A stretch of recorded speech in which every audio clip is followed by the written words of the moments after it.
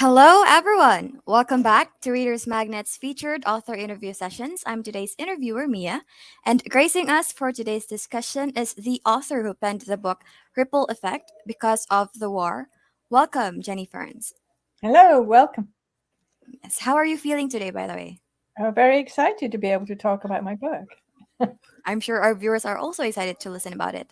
With such an interesting title, Ripple Effect, I'm certain the book will be compelling. So I'm looking forward to learning more about it, and I'm sure our viewers are also as excited as I am to get a glimpse of your story. So I think before we start officially diving deep into your book, I think it's best to start with a little introduction. Let our audience know who the person behind this enthralling book is. Okay. Well, my name is Jenny Ferns. I grew up in England. You can probably tell from my accent. I speak a fairly broad English accent, but I live in Florida right now. I moved to North America in '68, but I grew up in England. So my book is really written from stories from my childhood that my parents told me about the war in England, about the Second World War and what it was like before, during, and after the Second War, and the effect on our family. Now, what I did was when I first started to write, I was starting to write it as a memoir and to honor my parents and my family and everything that they and their friends went through. And then as I was writing it and coming closer to the present time, I decided that there would be some people who might be a little bit upset about some of the facts that would be talking about. So I decided to actually make it into a novel. So using the stories that I learned from my parents and from a lot of research, I made a historical fiction novel set in England. So it's partly fictional and also based on real events that happened, right? So definitely based on real events because it's historic, a lot of historical facts. I did a lot of research because a lot of the period I was talking about was before I was born. So I was talking about the effect on a family. So it became a fictional family. The effect on the family before the war, during the war, and then after, and how the effect of the war and the effect on people during that time. But particularly, it's not really a war story about battles. It's about the effect on a family of living through the war and the effect of what it was like when people come home from a war. And really, it's relevant to any military family currently in the United States or any other country, any military family that has suffered the effects of being in a war-torn country or having somebody go to war and then return with, what we call now PTSD. In those days, it wasn't called PTSD. Back in the time I was writing about, it was more like battle fatigue. And the people were really ashamed of having that. They thought that there was something wrong with them. It's supposed to be tough guys. And if you have a bad time dealing with all of that, then that shows that you're weak. But now we know that it's actually a really psychological effect of being around trauma and that it is curable. So it's the effect on a family, just every day living in England during the war. Uh, what the women had to do because in those days it was the men went to war, what the women had to do to pick up and carry on, raise their families, um, fill in the gaps that was left in the workforce because a lot of the men went to war. So women went to work on the farm. City women went to work on the farm, and they didn't know how to deal with milking cows and all that kind of stuff and riding tractors.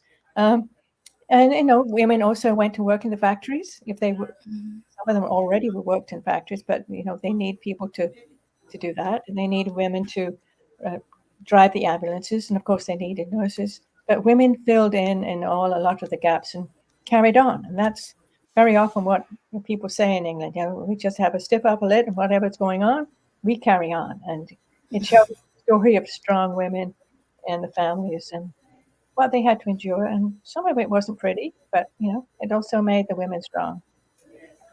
So I dare say the book is quite eventful, like you tackled a lot of different serious matters. So was there in like during the time you were writing, during doing all these extensive researches, was there like a time that you hesitated, like, am I going to finish this? Am I going to like Oh, yeah. perfectly like capture the struggles that happened during those times? Yes. Well, I kept a spreadsheet with all the dates and uh, and what people were wearing at the time because a lot of the time I'm talking about a period when I wasn't around. So all the various speeches and facts, I was very careful about that.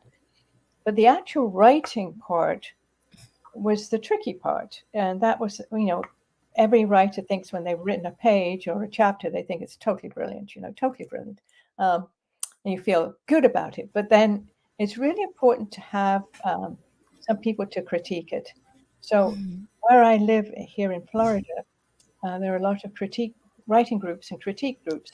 And each chapter I wrote, I would take to my critique group, and they helped me polish it, and um, and that really helped immensely, and gave me the confidence that okay, this actually might become a good story. So it So all right, do continue. Sorry. So what I've the really the purpose of writing book was just to write the book, and hopefully, at some point I would thought that if people would read it, they would see some common threads in there that would interest them, that would be familiar to their own life. So there's some things in there. I mean, I mentioned PTSD earlier, that people coming back from the war having PTSD.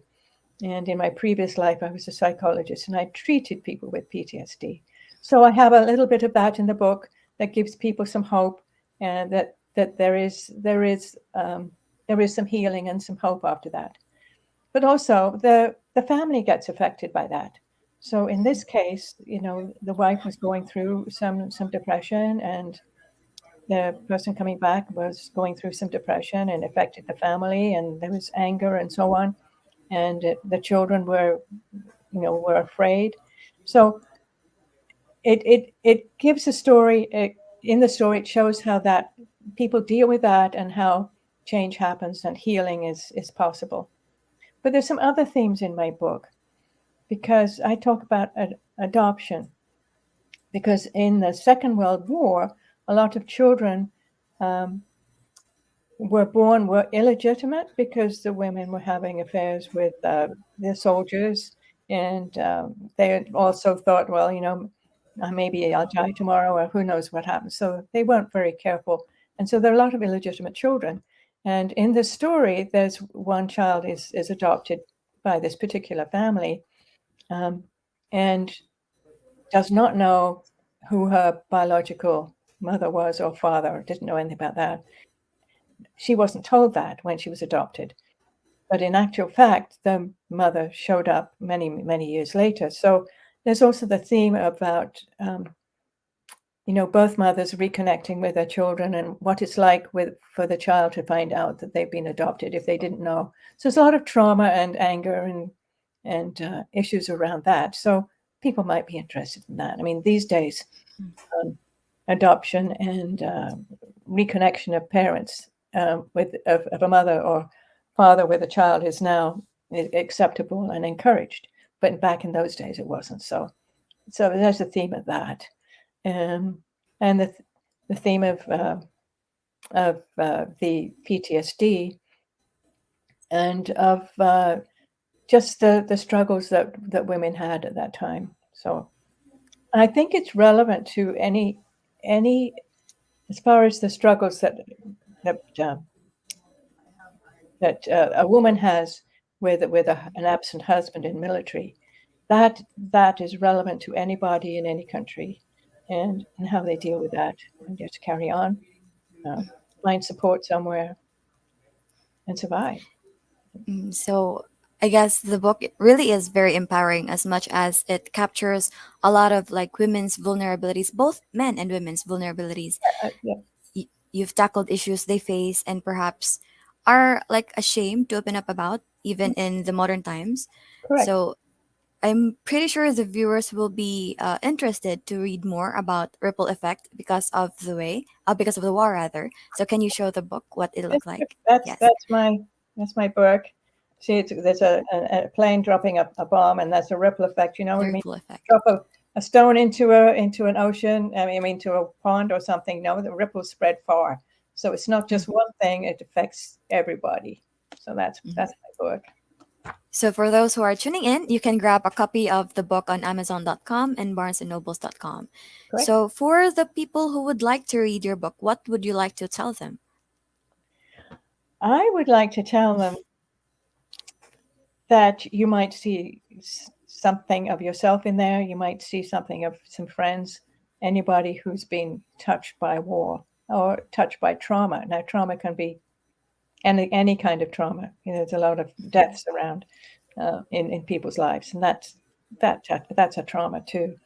But people might also just be interested in this book that's set in Britain and all the day-to-day activities and survival during that time, and just what the city was like, what life was like in the country, what it was like in the city, just the culture, which is a little different than North American culture or some other cultures. But people in Britain would understand that. For example, a cup of tea is the answer to most stresses. So do we get to see like your characters getting lots of cups of teas Oh, during? lots of cups of tea. There's a little ritual to a cup of tea. Yeah, let's sit down and have a cup of tea. Yeah, and tell me all your troubles. Mhm. So I mean, we get to learn a lot of different things every day. So I guess uh, I know for sure that this book will also help people reflect on their lives and like learn a lot about situations, even though they've never experienced it. Right. Correct. So I guess we're running a little bit out of time. So I enjoyed today's discussion, Jenny, and I'm sure our viewers learned a lot and are pretty much hooked to get your book. So again, to our viewers, if you want to read more of Ripple Effect because of the war, you can grab a copy of it on Amazon.com and BarnesandNobles.com. So once again, thank you so much for today, Jenny. Thank you. And I think I can speak for everyone when I say we can't wait to read about your book because, as we say here in Reader's Magnet, we share your stories with the world. Thank you and have a pleasant day. Thank you. Bye bye.